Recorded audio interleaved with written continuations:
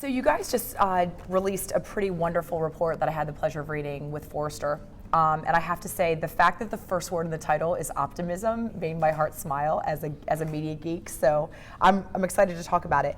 I would really sort of like your insight to tell me the motivation behind the report, first of all. What was?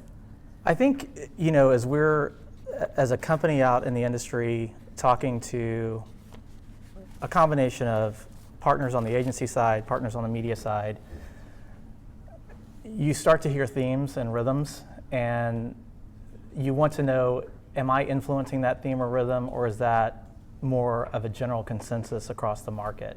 And I think as we look to Forrester to help us with this project, it was really helping us identify as to whether or not the direction that we felt like the market was moving was in line with the direction we wanted to move as an organization.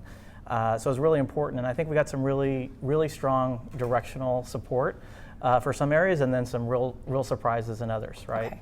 So overall, just kind of, if we take a step back at 30,000 feet, are we moving more towards digital buying or TV buying? Because we're talking out of both sides of our mouth as an industry. What's the future look like? Well, I think the one thing that was consistent is that over the next 3 years, even agencies, advertisers, and media companies agreed that we're going to have a convergence of buying models between TV and online video. So they see trading organizations moving together, buying organizations moving together. And so I think one, that was a really interesting to kind of hear everybody be on the same page, right? And on the same page to the tune of about 65 to 70% in general across all three of those categories.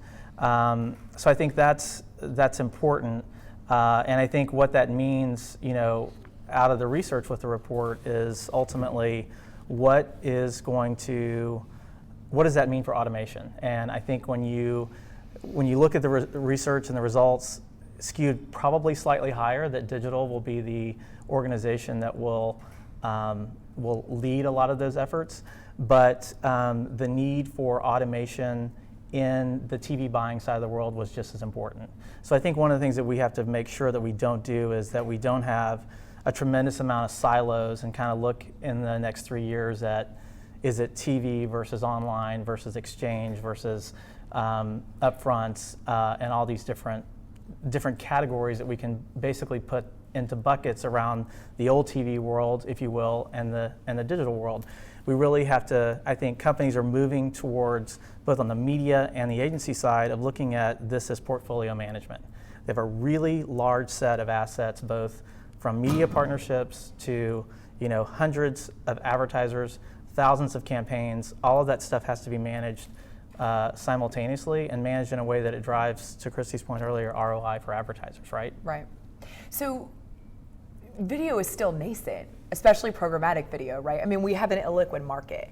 And in this early stage, I really would love your insight on who's winning, and then in the long tail, in the next 48 months, who wins, the buy side or the sell side? Because that's the constant discussion when we talk about convergence and the fluidity of content and things like that. Who's going to win the battle? Well, I think the report shows that both sides win. They both believe that they win. The media organizations believe they win because they're going to capture higher CPMs. Agencies and advertisers believe that they win because they're going to get better data and insights and more efficiencies out of that, right? But what we have to make sure, and I think that's actually a phenomenal outcome, because we are in a world with sight, sound, and motion where content does matter and quality matters, and we cannot have a race to the bottom in this industry, because to a certain extent that will destroy a lot of what we do in the advertising landscape from a video perspective. So I think it's a good win that both sides see an upside, because hopefully we continue to produce high quality content that consumers love, that they want to engage with across multiple screens and devices, and both organizations or both sides of the fence can win in that. And what is sort of most important in accelerating convergence, right? The sort of world of video everywhere, TV and video, online video coming together. What are the factors that are going to get us there fastest? So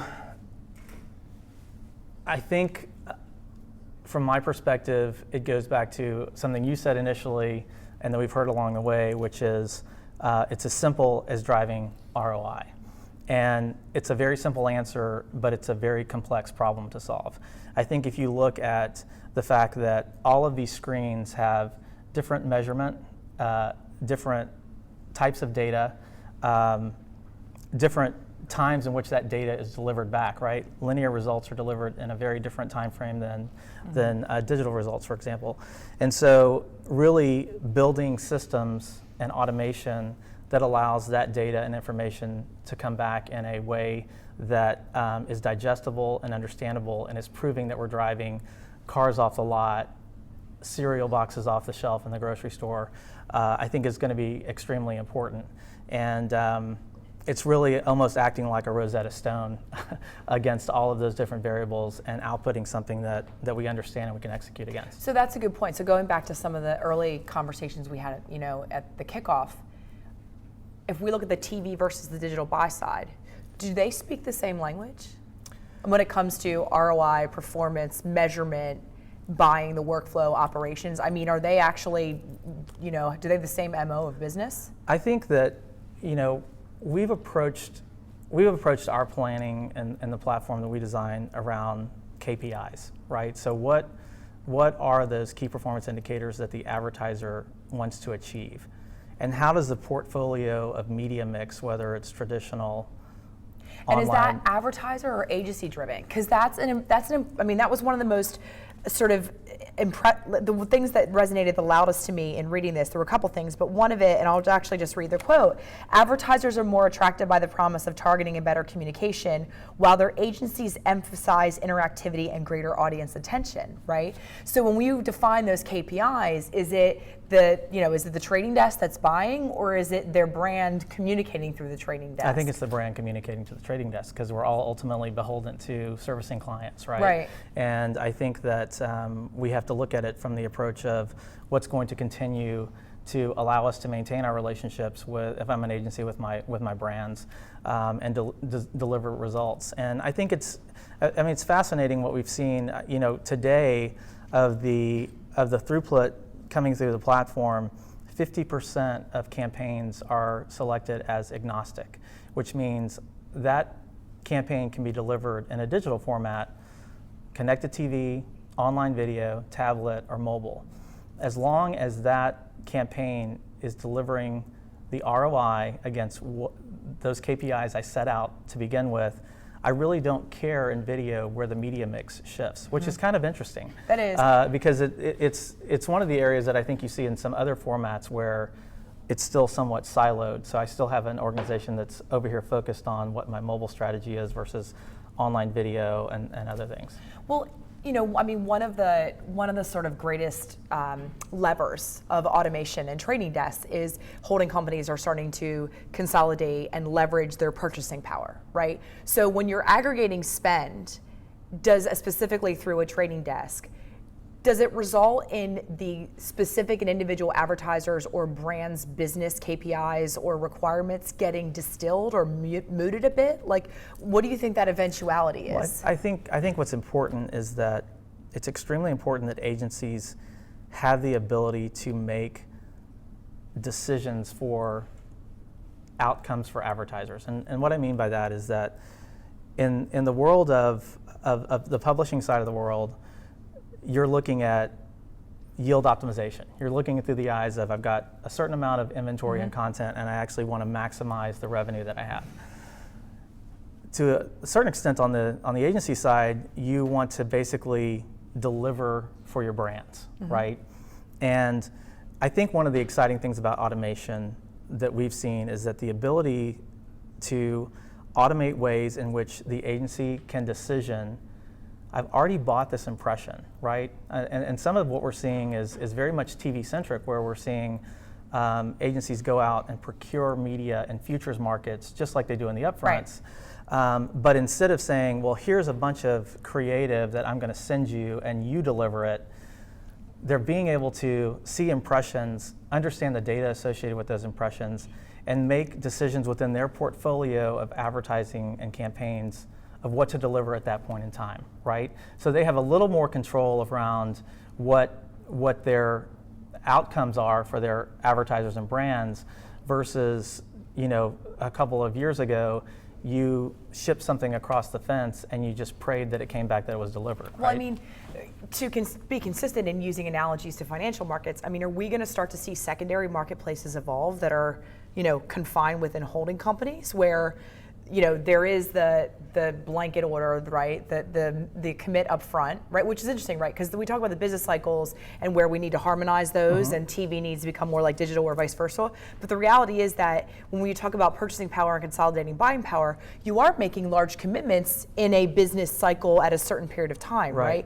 So are you going to see a secondary market evolve where there's the blanket order and then there's the actual placement? Like, how does that change the business flow? I don't know if it's a secondary market as much as, again, you can't look at this business through a bunch of spreadsheets any longer. I think it's really, and that's really where I think the automation comes in, is that you can make portfolio decisions if you've got some pretty big, powerful algorithms behind you helping you along the way, right? Where I think in the market a couple of years ago, you would have been looking maybe at managing that a little bit differently.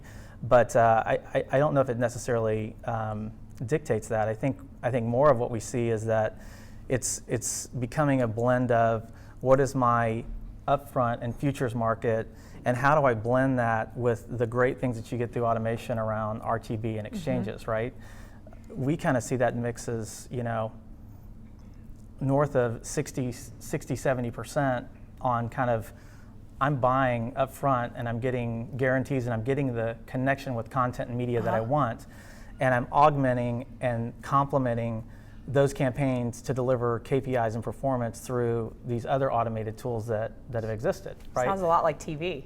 It's a lot like TV, yeah. right? So it's kind of it's kind of interesting, but you have the insights and knowledge that you have coming from a digital perspective that I think in some cases makes workflow more efficient, and in others it makes it complex, right? But it is a different set of skills and talent. So last thing, biggest surprise in the research, like in this endeavor? Well, I think that there was a comment that was, agencies were really looking at the excitement around programmatic and automation.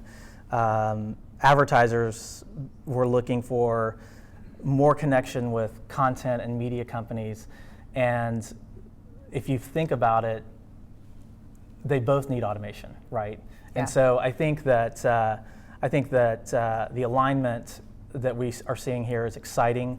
I think the only thing that really means for us is that our jobs are getting harder because things are going to move faster. Because when both sides of an equation feel like that there's a win, there's naturally, I think, a race, right? Yep. And it's fun to be part of the race, and I think everybody that's in this room today is kind of, I think we're blessed to be living this right now. We may look back and say this is a really exciting time in the industry. Yeah, awesome. Well, thank you for being a leader in it. Appreciate it. Thanks, Brian.